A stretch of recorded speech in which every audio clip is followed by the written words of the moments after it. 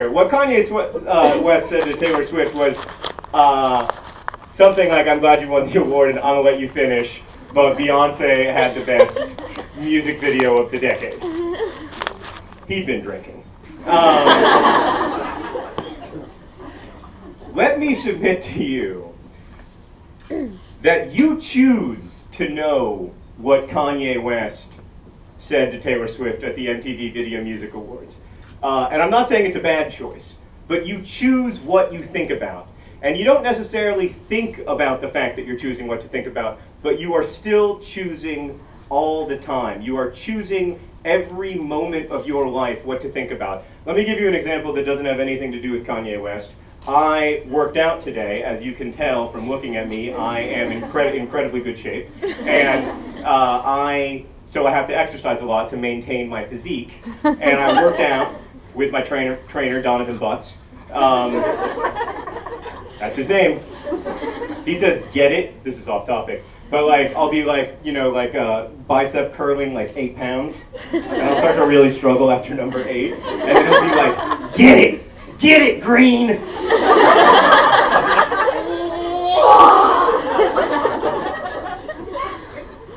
So anyway, I was working out with Donovan Bunch, and it takes all of my muscles, you know, like even muscles in my feet, to do bicep curls and to bench press.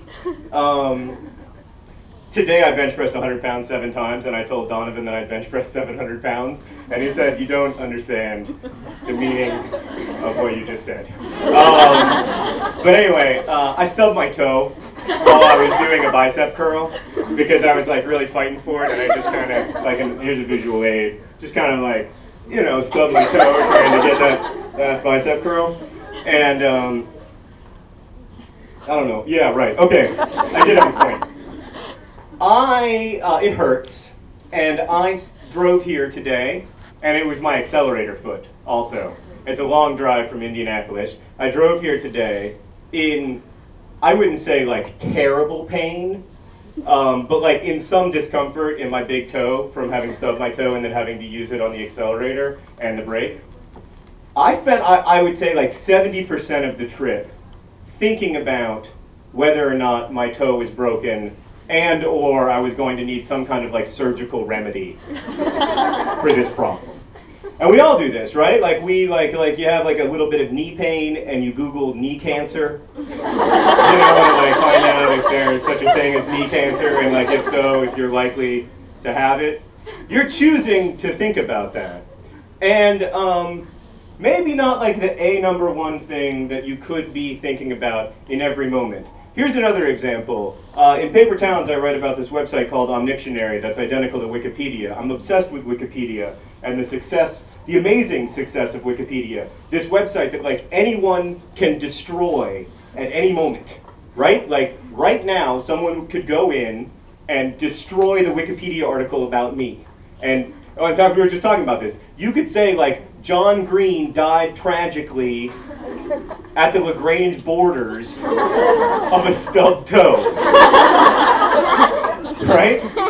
You could say that on Wikipedia, and like it would become kind of true. The amazing thing about Wikipedia is that in spite of that fact, it is a pretty good source of information. I would argue it's a really good source of information. It's not always a source of correct information, but it's always a source of fascinating information, and usually a source of correct information. Wikipedia, between the people who have destroyed it and the people who have recreated it and the people who have made it a website that's in 125 different languages and it has hundreds of millions of articles, took the human species, sorry, I'm a gesticulator, as much time to create as Americans watch TV in a month. So like if we just like didn't watch TV for a month and we devoted all that time to making another Wikipedia, we could do it. Sorry, someone was giggling in the front row. And then when that happens, I always think that my fly is down. Because of the great fly down incident of San Francisco, California, November 3rd, 2008, when I spoke for 45 minutes. And I said, "Are there any questions?" And like 72 hands went up. And I was like, "Oh my God, I gave such a good talk. So many people are curious." And then I called on someone, and they were like, "Your fly's down," and then it was, and like aggressively down, like not just like unzipped, but like like a drawn curtain. And I turned around and zipped my fly. I went back. I was like, "Are there any other questions?"